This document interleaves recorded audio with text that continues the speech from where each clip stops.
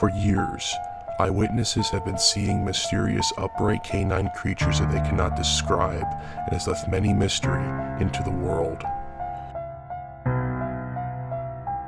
It is unknown what lurks around into these creatures, but with sketches, drawings, and thousands of accounts, the mystery is. Join us as we talk about Dogman, the most terrifying cryptid in the world.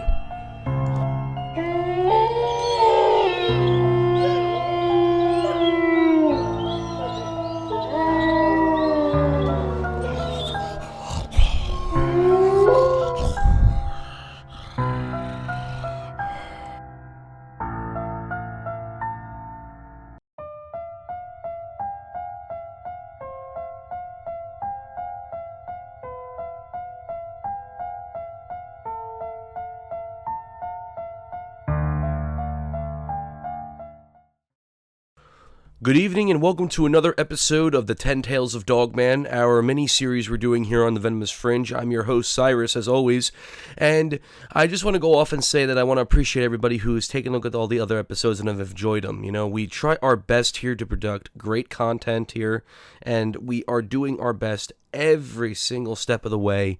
And I just want to go off and say one thing real quick. I do apologize for last week's episode having some audio issues. I report seeing a couple comments, a little negative, but I understand their concern.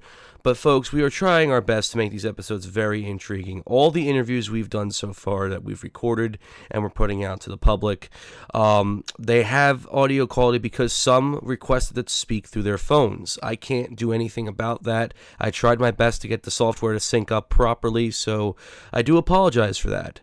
With that being said, let's get into it. This is part 2 of Joedy Cook's interview. Enjoy, folks.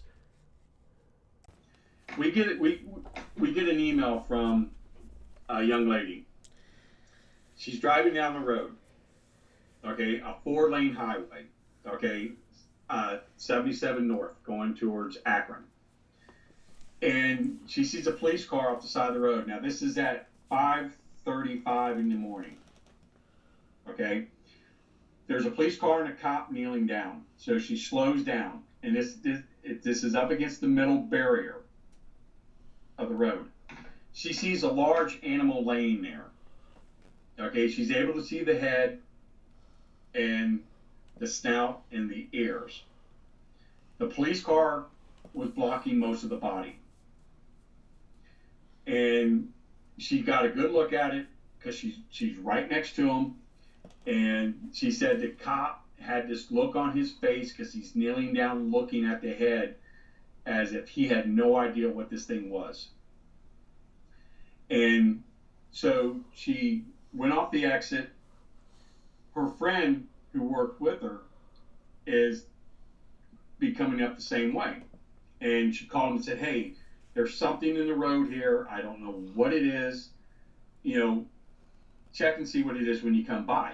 Well, by the time the guy gets there, there's already 5 police cars, the Division of Wildlife, and an ambulance. They picked this thing up and put it in an ambulance. Okay? So the media gets wind of it. The media calls the police. The police refers it to the Division of Wildlife. The Division of Wildlife said, yeah, a guy was driving down the road and he hit a black bear. It happened that the call came in at 5:30 in the morning and it was cleaned up and the road was open by 6. 30 minutes. Okay? Now, the media said, well, do you have pictures? Well, Division of Wildlife sent 3 pictures to the media. Okay? And the media questioned, well, why would you put a bear that could have distemper, rabies, whatever, in an ambulance? You know, a sterile ambulance. Why would you do that? They gave them no answer. Okay, why they did it. They said they had to get it off the road. So they called an ambulance and they come get it.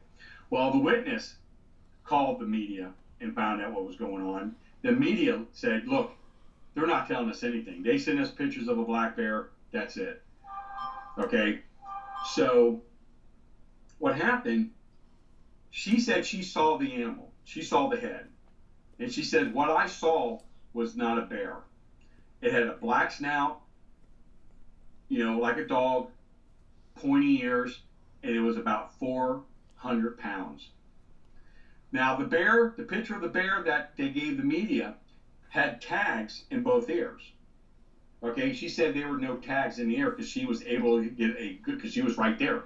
She was able to get a good look at the head. Now, the picture that the DNR sent the media was a black bear laying on a piece of plastic on a dirt road with 2 cones next to it. This thing was hit on a paved 4-lane highway. So what they did was just send a picture to the media of a bear that was allegedly killed. And, the witnesses are saying that's not what it was. That's not the road it was on, because the road that's in the picture is a dirt road with bricks and rocks and tree branches laying there. So, and why would they put a bear in an ambulance? Okay, and why, when the media asked the police and the Division of Wildlife, well, what about the car that hit it? Well, they had no idea who it was. Okay, so someone's going to drive down the road, hit a 400 pound black bear, and his car's going to get damaged, and he's not going to get a police report in order to turn into the insurance company? Cover up. I mean, there's definitely, this whole case, even the media, even when I talked to him, even said, it doesn't smell right. Okay? Why would you put a bear in an ambulance? I mean, it doesn't make sense. And then here's the thing. The 3 local news stations up there, their story is all the same story. Word for word, picture for picture. So they're just going by what was given to them. And they're swallowing it. And you have 2 witnesses that said, well, what they saw wasn't a bear. And we know that there have been Dogman sightings in that area. We know that for a fact. Because a woman that reported, that told us that story, seen one in that area. She said this thing ran across the road and did a belly slide under the guardrail. Wow. Belly slide, yeah. I mean, and there's a Metro Park in that area where they're having multiple sightings of a dog man. So that's what I'm saying. It just doesn't, I just can't see why an ambulance would pick up a bear. And my God, I've never seen something that was called in at 5:30 and by 6 o'clock, it was already done. That doesn't make sense. And that's even in the news report. That the call came in at 5:30 and by 6 o'clock, everything was gone. For a bear, an area where they know that their bears are, and could you imagine what they would have to do to that ambulance after they got the bear out? Yeah. Get rid of everything that's in there. It just doesn't make sense. There's about the story just doesn't make sense. But I didn't mean to go off. I just wanted to share that because that's an interesting story. That is very interesting, and I do thank you for sharing that, because that is that's a big conspiracy cover-up right there, especially if there is 3 news stations being told the same intel. They're showing the same intel. On top of that, the intel states that it's a quote-unquote bear inside an ambulance. First of all, I don't even think that's any source of that. That's not even safe, even if it were to be alive. On top of that, if this area has activity, that's also a pretty scary sight. And the fact that it was all done and cleaned up in 30 minutes or less is also even more sketchy and a conspiracy at best with that. That is a very interesting story, and that is pretty mysterious how that was all done how that all transpired within the last half hour. Well, at the time, at least. Yeah, I mean, actually, it happened probably within 15 minutes because the road wasn't blocked off at almost 20 till, 25 till, 20 till when she saw it, and by 10 till when he saw it being put into the ambulance. So in reality, they had this done in 15 minutes or less. And if the Division of Wildlife was there with a pickup truck, why would they not have put the bear in the pickup truck? And here's the other thing that the DNR said. This bear came from Pennsylvania. And they tracked it from Pennsylvania coming into Ohio. Okay? Well, the picture of the bear that they show didn't have a transmitter on it. And that's the only way they could track where the bear came from and the route that it came is by a radio transmission on the collar. Because if they put a chip in the bear, which is normally they wouldn't do because they needed to get the data. You understand? They would have to find the bear, put the bear down, get the chip out, and then send the bear on his way, which is a little bit more difficult to do than just putting a collar on the bear. Okay? And if they knew that this bear did this, so why didn't they show a picture of a bear with a radio collar on? I mean, you understand what I'm saying? Yes. They just took a bunch of pictures. They took a picture of a bear that was killed, and they threw it to the media, and the media bought it. And only one station really questioned it. It's oh my God, it's just so laughable. That how they think we're so gullible about this. In reality, we are. Yeah, seriously. I mean that does. There's a lot of questions in that story that are being covered up, I believe, that are not being said to the public, which unfortunately is a shame. But at the same time, I have to agree with you. It does not make sense at all, one bit, of the fact of a collar on top of that a creature such as a bear would be put into an ambulance, especially at that rate, that the regular animal control, the DNR, the idea of these typical establishments that are to pick up animals such as that are being taken in a EMS, which is rather mysterious. But a great... It's just, I mean, if I owned an ambulance company, I would refuse to do it. Because because it would take that ambulance out of service for days to, sterilize it. Because the thing of it is, all those medical wraps, medicine, all that stuff in there, they would have to throw that all away. Because you don't know what type of disease this animal had.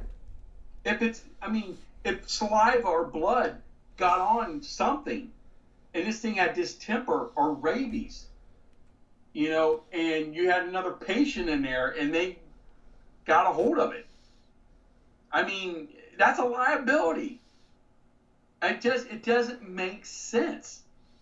It just doesn't make sense.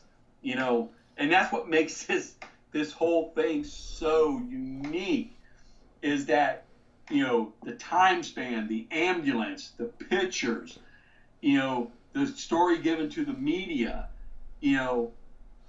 those four things just don't match each other. I don't know. We could be wrong, but I'm telling you, I'm 100% sure what this thing got kid on the road, I believe 100% was a Dogman.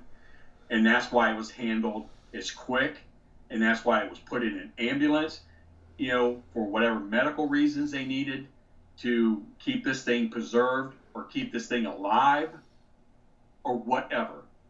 That was the purpose of the ambulance. I agree with that statement. I truly do. Well, hopefully you do find some more information on that pretty soon, and hopefully there will be a little bit more shed to light if you dig for the right answers in the future. But I want to switch gears right now and turn to another topic. Let's get into one of my other favorite topics that we speak about, Joedy, here, and that is, of course, let's get into land between lakes, which is probably the most prominent and I think one of your bigger stories besides Germantown is the Land Between the Lakes. Now, Joedy, can you give us a little bit of background on what Land Between the Lakes is? Land Between the Lakes is a piece of property that in the 1960s, John F. Kennedy just booted everybody out that lived in this area. Okay? Literally moved families out against their will and made it a national park. Okay? And what they did, they flooded and made 2 lakes that came down to make it look like a piece of land between 2 lakes. There's still cemeteries that are in there. A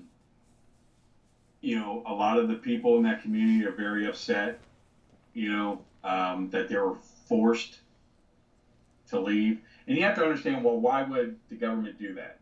Why would they force people out of, a community, a very large community that went from Ohio all the way into Tennessee and make it into a national, park?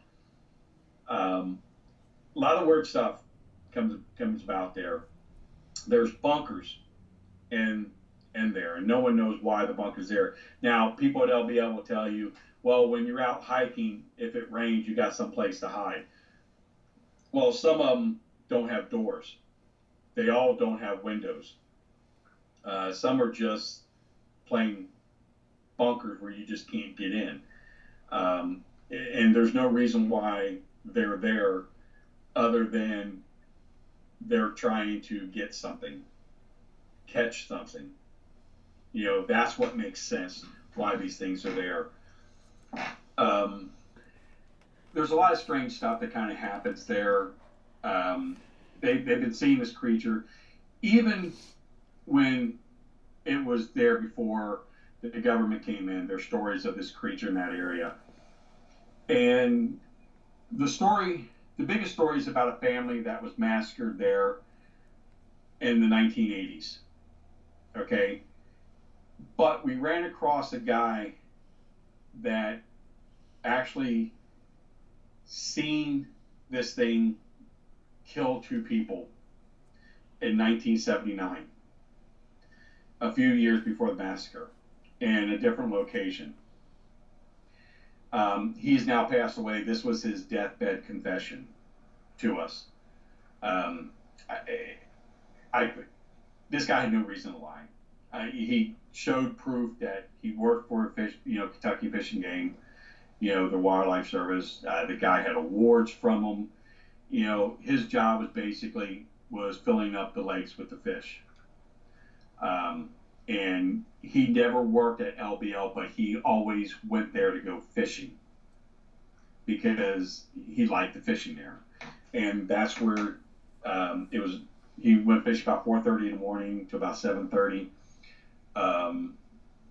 The area where it was is kind of like horseshoed a little bit. He was on the opposite side of the lake, came around the horseshoe area, and came up on the opposite side, very slow because there was a fog. He stayed along the shoreline, so he made sure he didn't get hit by another boat or another boat hit him. And he took it slow, and he saw a campsite. And at that campsite, there was a truck, there was a tent, there was people there, and he saw a large object on 4 legs that was a little bit off to the side, which he thought was a horse because they have horseback riding. He thought, well, maybe someone brought a horse. And so as he's going and he's getting closer, he's able to see what this thing is because it stood up on 2 legs. And he's able to see it had high pointy ears. It had a snout, but he said it didn't have a big snout. He said that when he was able to get close enough to see it, he said it had a body of a dog, arms of a human, and a head like a hyena. but he also said it had almost like a lion's mange, but not a real big one like a lion would have, but just like a small one.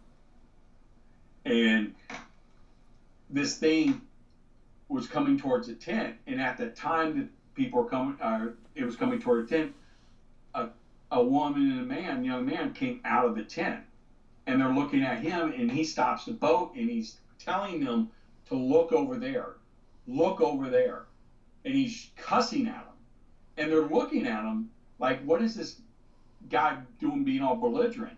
And he's telling them to look, and he said this thing just pounced these two people, where he had their hands on the east of their chest, and he's taking bites at them. And he's sitting there watching this. And he knew there was something there. They all knew that there was something there, but they all thought it was just a bunch of malarkey, like he said, because he never seen anything. He heard the stories. But he said he's watching these two people get killed. And he's in shock. He says, I urinated on myself. And he goes, I just drifted. He was that, and he ended up, up on the bank, and he said he just sat there, and he goes, I don't know how long I sat there. I was in shock for what I saw. And I said, well, did you report it? And he goes, no. He goes, you don't. That would have been my job, or I would have ended up dead. And that's exactly what he said. Okay? No, I was fair for my family's life because we knew what was there. We knew the stories that were there. And he goes, he would check the local newspapers to see if there's anything in there. Nothing. He would talk to people that he knew down here. Hey, have you heard anything about bear attacks? No, nothing. He was being very cordial about how he was doing it. And he said every day of his life that haunted him because their family had no idea what happened. And he said it killed him every single day. And when he found out he had cancer and he knew he was dying, he reached out. Because he looked into this, what this creature was. He heard the radio shows. His daughter was with him, heard the radio shows. He heard me on the radio, checked the site out, and contacted us. And told us, look, I'm dying. I got something to tell you. You're going to believe me or you don't believe me. I don't give a damn. But I'm going to tell you a story. So I went down and I interviewed him. And, it was just remarkable, the story that he gave. And he died within 2 weeks after the interview. It haunted him. He felt more bad for the family and those people because he couldn't say anything. Because he knew if he said anything, it could be him, it could be his family, his job, his credibility, anything.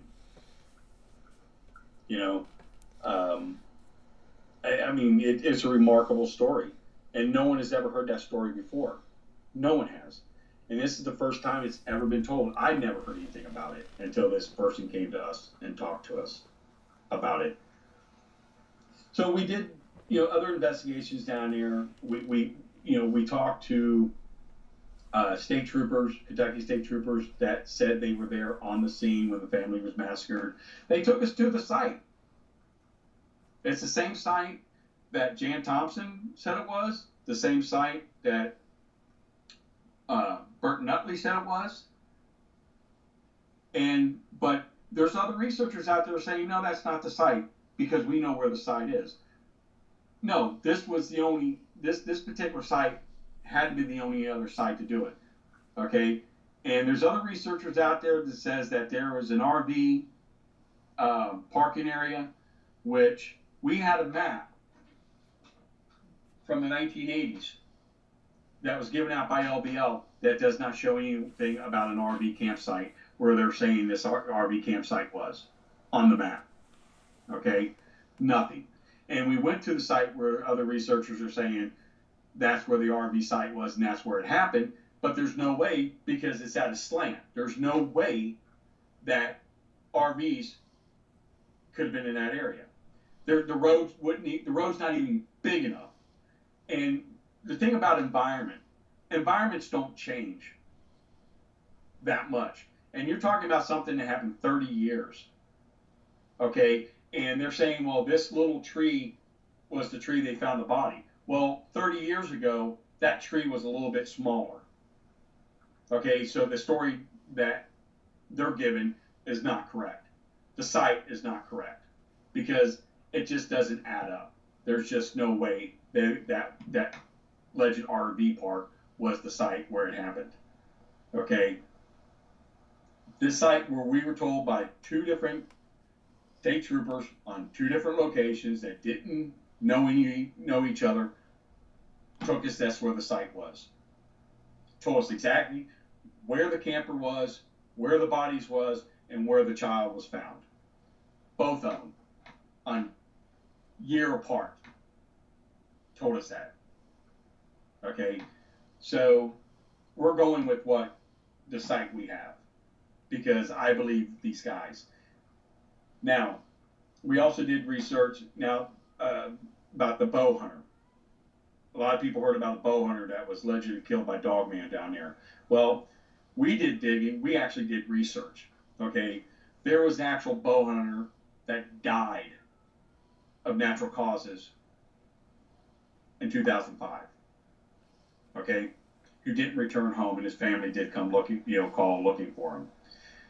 They did find his campsite, but they didn't find his campsite in disarray and tore up. And when they found him, and I think it was Horseshoe Gap, I think was the name of the area. I can't remember off the top of my head. He was found in a bean field. Well, yeah, predators ate on him because that's normally what predators do. But the guy died of natural causes. His bow wasn't ripped apart. You know, they did put a press release out that a bow hunter died of natural causes. Yes, his body was eaten on by predators. But this guy didn't get killed by a dogman. There's no physical evidence. There's no circumstantial evidence to back up this bow hunter was killed by a dogman. Okay? And when you look at that story, it goes back to 2 individuals who are writing a book about the beasts of land between the lakes. Okay? 2 guys. All right? And I'm not saying nothing negative about the guys. They're good researchers. People know who they are. You know, I have respect for them, and I won't say nothing negative about them. But I'm telling you, that story is bullshit. 100% bullshit. Because we even had a woman contact us that said that she was a family member of that bow hunter. And she is upset at the simple fact that she believes that LBL was covering up. He was accidentally shot or accidentally killed with a bow. And they're covering it up as natural causes. That it was a hunting accident is why he was dead. And that the coroner gave the report of natural causes. And when they had a family member to go talk to a coroner about it, who was the medical doctor, he came back to the family and told the family, you need to leave it alone. You need to leave it alone. They told him something, and he told the family to leave it alone. And that's what the family's upset about. Because they believe that he was killed accidental hunting accident, not natural causes. And they're covering it up saying that. Okay? So that's why I believe the story of the bow hunter being killed by a dogman is a bunch of crap. Because there's nothing out there to back that story up. I don't care if you say, well, I got a friend I grew up with who's a park ranger down here, and he took me over here, showed me the site, showed me this, showed me that. I'm going to tell you something. In this field, in the field of Bigfoot, ufology, human testimony don't mean shit. Excuse my French. It don't mean anything. Okay? Fact is what proves, what you're trying to say. And there's no fact to that story. Human testimony is it. And anybody can tell you anything they want. And if you respect that person, you're going to believe what they're saying. So, and that's the problem with this field, is people don't want to look at fact. They want to come up with their own conclusions. Well, I've got a buddy. I've got a friend. Well, you know what? I got buddies and friends too. But they're not always right. They're not always telling me the truth. And just because they tell me it's the truth doesn't necessarily mean it is. Okay? Because I want fact. I want physical evidence. Okay? There's more people sitting in prison today, and there's more prosecutors prosecuting people today on circumstantial evidence than actual fact. That's proof. Okay? That's 100% proof right there. You can ask any police officer, ask any lawyer, and ask them about going to jail over how many people gone over jail over circumstantial evidence or fact. And they're going to tell you more people is in jail because of circumstantial evidence. Because human testimony only works there. Human testimony doesn't work in our field at all. So I didn't mean to go off, but I'm just, I'm passionate about what I'm doing. I want people to not be caught up and believe everything you hear. You have to be skeptic about it too. You have to be open-minded. You have to look at other routes. And that's the problem of this field. Right. And you know what? I understand to an extremely about what you're saying. And this is what's giving me a bunch of questions with, especially when it comes to the bow hunter, but we'll get to him in a second. Going back to the family that was killed in LBL, do you personally believe, what would you think would have triggered that family to be murdered? Do you think it was, I've always heard cologne fragrance being the culprit. I've also heard, I would assume it was the father, marked, I guess, where he urinated, I guess, to go to the bathroom. I heard this story, too, that I guess the creature wasn't too fond of where he marked his territory. Meanwhile, I've heard those are the two big reasons, or at least a motive behind why this family was murdered. What's your theory on that? Okay, let's look at the story itself. Where did the story originated from? The story originated from Jan Thompson, okay, who got the information from two officers who say they were on the scene. Okay, listen to her story. There's nothing in there about perfume, nothing in there about urinating. There's nothing in there about motive, because no one knew what the motive was. Okay, no one said anything about motive in that story. Now, all these motives are coming up because you have researchers saying, well, I heard this from this guy who knows somebody that was there. Okay? And that's where perfume's coming in. That's where urination's coming in. We don't know that. Again, it's human testimony. A friend of a friend of a friend.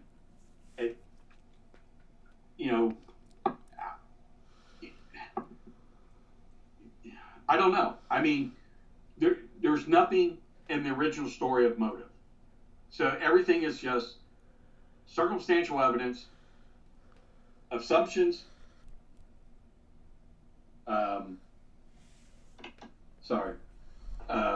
assumptions, and hypothetical situations. That's all it is, because there's no physical evidence or no fact of what the incident. Other than these people were at the wrong place at the wrong time, is why it happened. That's my opinion. I don't think perfume had any. And this is what I did, okay, to break that theory. Now, all dogs are different, okay? So I have a German Shepherd. German Shepherds are one of the smartest breeds of dogs. That's why they use them for law enforcement. That's why they use them for search and rescue, because they're able to pick up scents that normal dogs can't. Okay? So, I had my wife put on heavy perfume, real heavy perfume. and I had her go sit by Max. Okay, I wanted to see what Max's reaction was. You know what? He laid there. Didn't look up at her, didn't sniff at her, nothing. Okay? So I thought, well, maybe let's do urination. I went out and out in the backyard with my dog. I got a 6-foot privacy fence. I leaked on the side of the fence. Okay? I know it's funny, but, that's how you do research to find out. And, my dog went over, he sniffed, and that was it. That's what I'm saying. I mean, when someone urinates to a dog, that's marking a territory. I would buy that over the perfume. Okay? That if this guy did urinate, or if the other family members urinated out there, and that dogman or creature found that as a threat of someone marking their territory, yeah, they'll do something about it. I believe that. But the perfume thing, I don't buy that. And the reason why I don't buy it is because the source that it came from, the very first person I heard it from, and that's the reason why I don't buy it. And how do you know? And that's the thing. How do you know? Okay, if there was a woman that was killed because, first of all, why in the woods would you put perfume on? It attracts bugs. Okay, so why would you put perfume on? It doesn't. I mean, that whole story doesn't make sense, because the whole point of being out in the woods is to keep bugs away from you, not to bring them to you.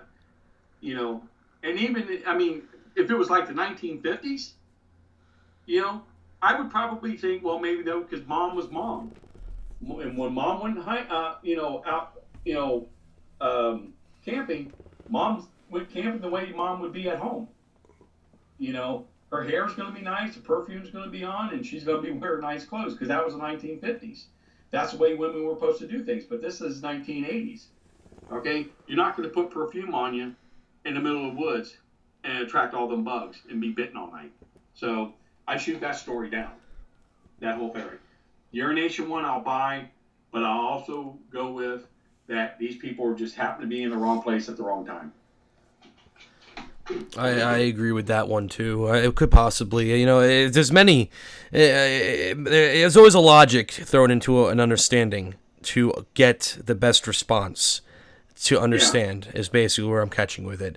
You got to use common sense. When you're on an investigation and you hear the story, you got to use common sense. And common sense tells you don't put perfume on in a field. Okay? Plain and simple. When I was in the military, when we went out to the field, when we took showers, we didn't use soap, deodorant, nothing for a few days, because we had to get our body, our natural odor, in order to go out to the field, because you didn't want to attract the bugs. I mean, that's common sense. Right.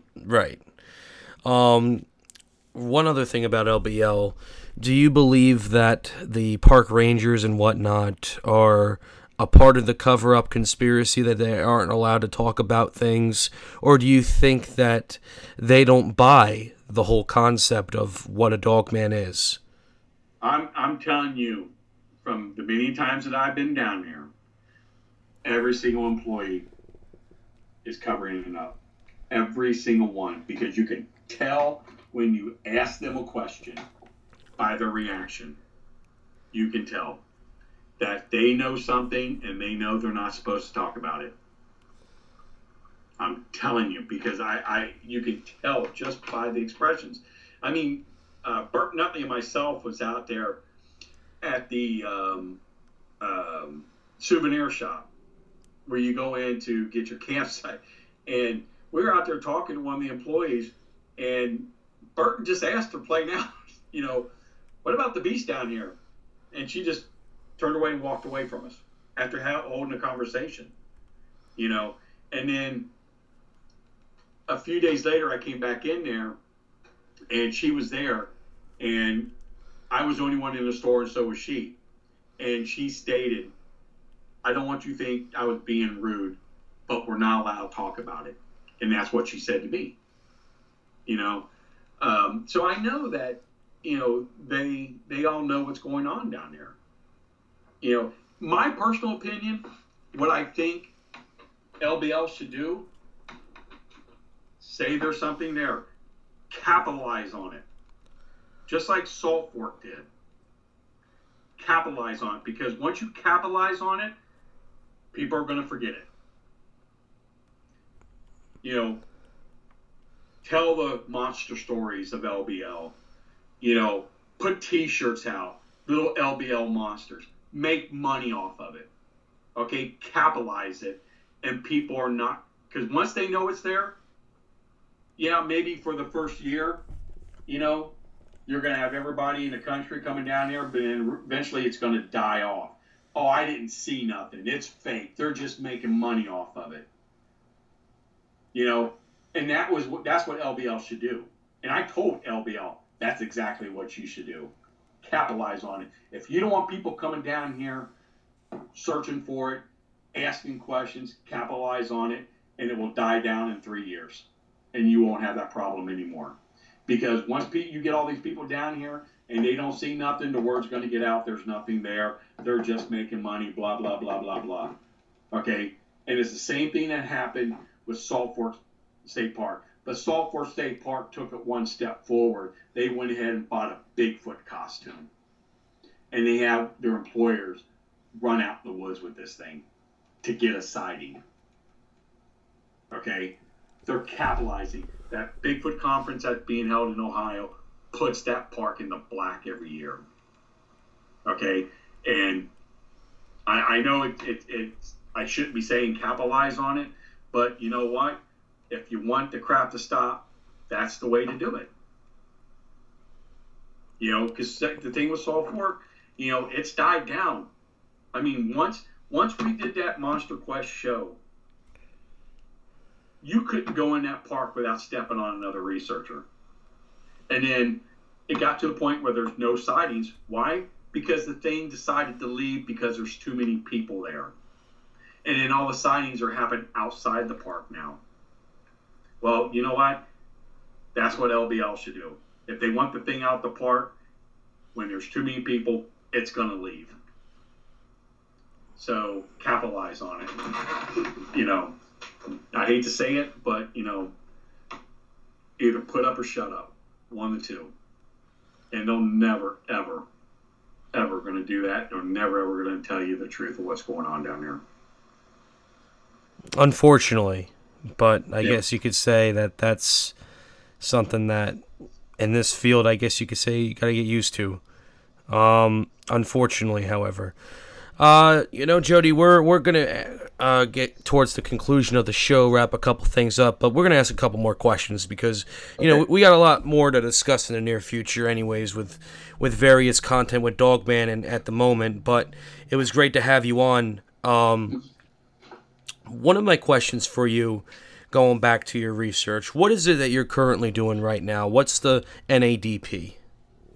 The North American Dogman Project basically is we're collecting data on sightings. We're collecting data on the areas to see where they're most likely at. Are they more in one particular area, less in another area? Why are they in this area so much? Why are they not in this area so much? And we're trying to find that information out. We're trying to collect people's stories and kind of get a really good description of what this thing is. Is there a type 1, type 2, type 3? Or is there a type 3, but yet there's a 1 and a 2 different type of breed of a type 3? We're trying to collect all that information and find out. That's why we're posting different people's, drawings and artwork and information so people can see if they have a sighting, they can say, yeah, this is the one that I saw, but that's the one my brother saw or my friend saw. And it kind of gives us an idea of what we're looking at, and we're working on documentaries, and we're putting documentaries out for you, for the people. But unfortunately, we have 25 LBL documentaries that are unaccounted for in the mail. 25 of them, with tracking numbers, never made it to their locations. And once it got to the state, that's where the tracking information stopped. So, we're still trying to find out why, with the post office, why it's 25 documentaries unaccounted for. I can see one, maybe two, but 25 of them, I mean, something's not right. Why they're not getting to their location.